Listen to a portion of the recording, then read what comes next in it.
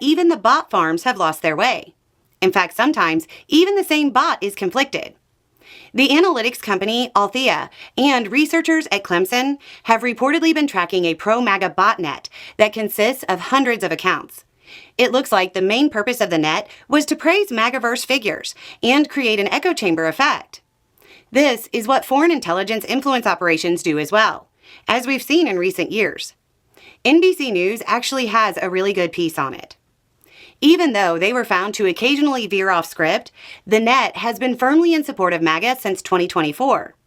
That is, until the Epstein situation. As we've talked about before, what commonly gets called artificial intelligence isn't really that intelligent. Generally, they function by scraping large quantities of available data and then generating content based off that data.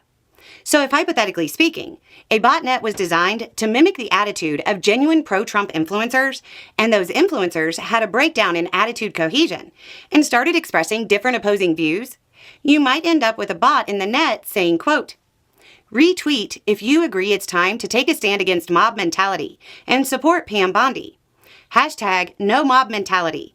Hashtag Bondi for truth." And another bot in the net saying, quote, "Pam Bondi's attempt to escape with the Epstein client list is laughable. It's time we demand transparency and justice for all victims involved. Hashtag EpstiFail. Hashtag no more secrets." Or you might end up with a single bot saying both of those things. That's the reporting. Those posts came from the same bot.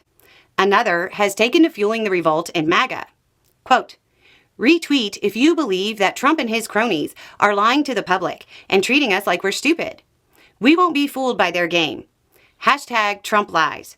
Hashtag Epstein files. Hashtag no Bondi."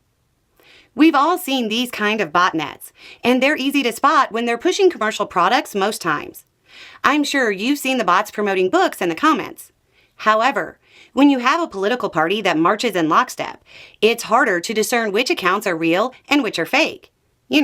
Until something like this happens. If you're one of the Republicans who watches this channel, it might be worth checking out the comment sections under your favorite right-wing influencers and seeing how many of their comments are generated by bot farms. It's worth noting that the influencer probably doesn't even know they're down there. Generally, they have just a few followers, only follow influencer accounts, and post replies at a pretty high rate with little or no original content. And above all, unless something like this happens, they stay on message. The operator of the botnet is not known, or at least it hasn't been reported.